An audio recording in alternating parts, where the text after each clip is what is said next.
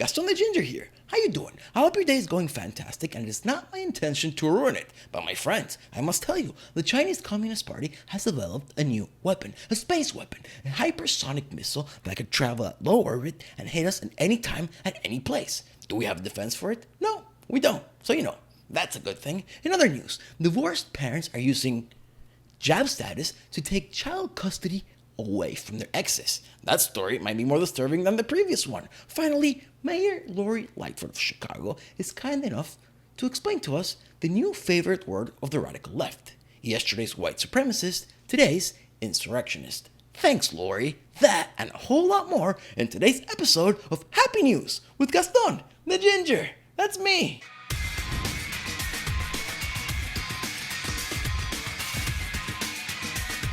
Alright, boys and girls, if you're not already following me on Twitter, pull out your phones, go to Twitter, type Gaston the Ginger, and hit follow. That way you're going to see news as it happens and pictures of my puppies. What else do you want? What else can you expect from a Twitter account? News and puppies. Win-win situation. Let's begin with Jacob Helberg tweeting about China. This should be appreciated as the Sputnik moment that it is. Sputnik moment meaning when Russia put a spacecraft in space before we did, and that sparked the whole, we're going to go to the moon. Policymakers should respond with alarm and action, winning the struggle with China should supersede all other foreign policy priorities. There is no other issue that matters more. True. But what is he talking about? He's talking about this. China tests new space capability with hypersonic missile. Launch in August of nuclear-capable rocket that circled the globe took U.S. intelligence by surprise. So a couple things to take from here. First, nuclear-capable. Second, it was in August, and we're finding out about it now. What is it? October 18th. A month and a half later, at least. Third, U.S. intelligence by surprise. This can't be good. Bad trifecta. China tested a nuclear-capable hypersonic missile in August that's repeating. 5 people familiar with the test said Chinese military launched a rocket that carried a hypersonic glide vehicle which flew through low-orbit space before cruising down toward its target. The missile missed its target by about 24 miles, according to 3 people briefed on the intelligence. But 2 said the test showed that China had made outstanding progress on hypersonic weapons and was far more advanced than U.S. officials had realized. The test had raised new questions about why the U.S. often underestimated China's military modernization. We have no idea how they did this, said a 4th person. The US, Russia, and China are all developing hypersonic weapons, including glide vehicles that are launched into space on a rocket but orbit the Earth under their own momentum. Now, we're not going to read the whole story. There's no point. May be true, might be not true. We're going to get into that later. But I have a question. What about all those UFOs that we've been seeing? Could it be that it's one of these hypersonic weapons that we just didn't know about? Now, since we're on the topic on China, before we go back to Twitter and why I said that maybe it's not true, is CNN and their ads. Come on. See, from CNN, China denies testing a nuclear-capable hypersonic missile, says it was just a spacecraft. The government lies. The U.S. government lies. The Chinese government lies all the time. If I had to choose who I was going to trust, I was going to say the U.S. government. But you never know. But we also have one more thing before we go back to Twitter. Pentagon official says he resigned because U.S. cybersecurity is no match for China.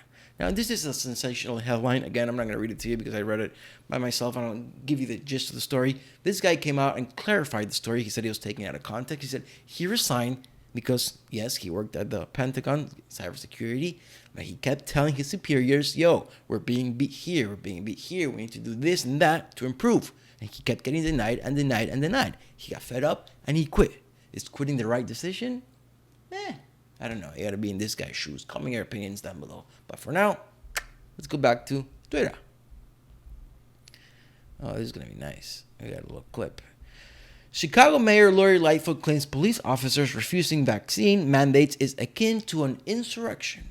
Okay, let's listen. And it's been known for a long time. The police unions are not authorized to strike. It's in their collective bargaining agreement. It's a matter of state law. What we've seen from the Fraternal Order of Police, and particularly the leadership, is a lot of misinformation, a lot of half-truths, and frankly, flat-out lies in order to induce an insurrection. So police officers refusing the jab is an insurrection. And by the way, why does it even bother her? Didn't she want to defund the police? You're getting what you want, lady. This is disgraceful. The left wants to destroy the family at all costs. If there is a family, there's another structure that might command loyalty, other than the state. It's a good point, actually. Didn't think of that. Well, I didn't remember. I did retweet this after all. This judge needs to be impeached. Well, actually, why did I click on that? I already had that open. You see? Prepared. New York City judge suspends dad's visits with kid over vaccine status. A Manhattan matrimonial judge has suspended a Long Island father's visitation with his 3-year-old daughter unless he gets vaccinated or submits to weekly tests. Here, in person, you know what? Let's stop right there. Why couldn't they include that in the headline? You know? Include it in the headline. Don't be clickbait. Either way, we're not gonna. I mean, even if it's but he can get a test. Come on, he doesn't need to. He can go see his daughter, especially because children are, basically. Thank God, almost nothing happens to them. Under 500 children have died from the pandemic in the United States, and you know what? More children die of shootings in Chicago every month. Lori Lightfoot doesn't care about that. Let's go back to Twitter. This judge, if I was in front of him, Gaston the Ginger, Florida's favorite lawyer, but that's New York, so it's not happening. Let's go back to Twitter.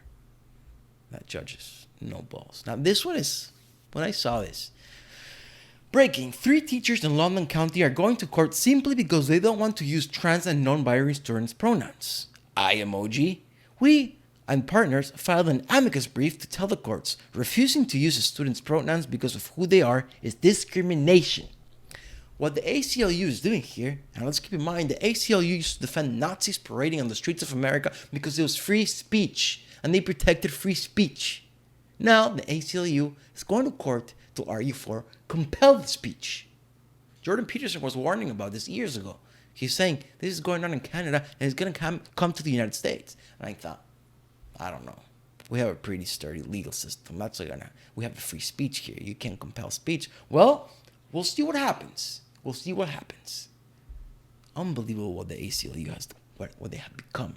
Unbelievable. And I saw a tweet by Glenn Greenwald. We all know him as a journalist, but he used to be an attorney. And he was analyzing this, and he said, I wouldn't be surprised if 5 to 10 years from now, we see the ACLU arguing for hate speech legislation, which, of course, goes completely against free speech, First Amendment. This clip right here is from Berkley, from Myth-Informed Mike, MKE, not Mike.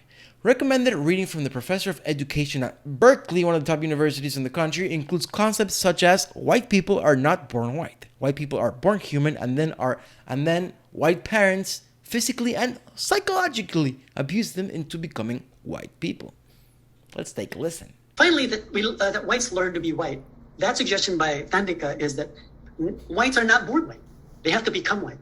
And her suggestion is that white children who were not... This is confusing because I thought that white people were just inherently evil, inherently racist. But he's saying, no, it's top behavior. White originally. They were born human. Little by little, they have to be abused into becoming white humans. And this abuse is sometimes physical, right? Of being physically disciplined into whiteness, such as being bullied into whiteness. That's a phrase I like to use, whiteness as bullying. But also, it's psychological and cultural.